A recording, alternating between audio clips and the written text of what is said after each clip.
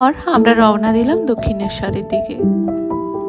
রানী রাসমণির তৈরি এই মন্দির আজ হাজার হাজার দর্শনার্থীদের পদচারণে মুখর হয়ে উঠেছে। সেই আমলের একজন বিদুষী নারী কত বড় একটা পদক্ষেপ নিয়েছিলেন তা আজ ভাবতেও অবাক লাগে। আর এখানের প্রধান পুরোহিত হয়ে আসেন গদাধর। এই দুজনের হাত ধরে বাংলায় এক প্রকার নবজাগরণ শুরু হয়।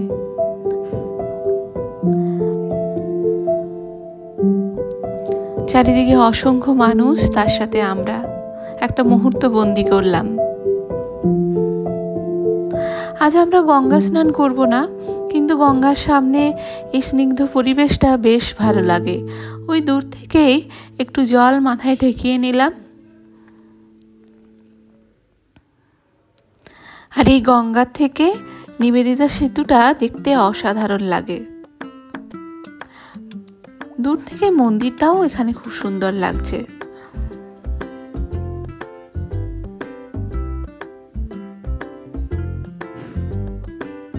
রোদে নিবেদিতা সেতুটা একেবারে রোদে চকচক করছে।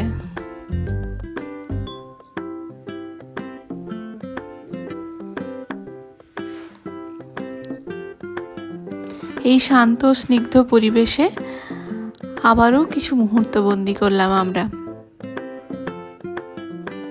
দূর থেকে মন্দিরটা অসাধারণ সুন্দর লাগছে।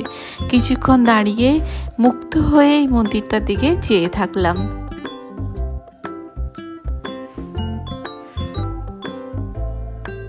আপনাদের ভিডিওটা কেমন লাগলো জানাবেন। ভালো লাগলে সাবস্ক্রাইব আর লাইক করে দেবেন।